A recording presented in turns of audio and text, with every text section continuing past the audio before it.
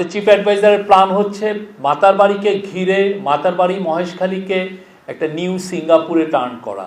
আপনারা জানেন সিঙ্গাপুর কিভাবে চেঞ্জ হয়েছে, একটা পোর্টকে ঘিরে সিঙ্গাপুর চেঞ্জ হয়ে গেছে। সিমিলারলি দুবাই একইভাবে ট্রান্সফর্ম হয়েছে। তো এই মাতারবাড়ি মিডিতে উনি চাচ্ছেন যে একটা সিটি, একটা প্ল্যানেড একটা সিটি হবে। এখানে একটা অনেকগুলো পাওয়ার প্ল্যান্ট থাকবে, ওইখানে লজিস্টিক হাব হবে, ম্যানুফ্যাকচারিং হাব হবে এবং এনার্জি হাব হবে।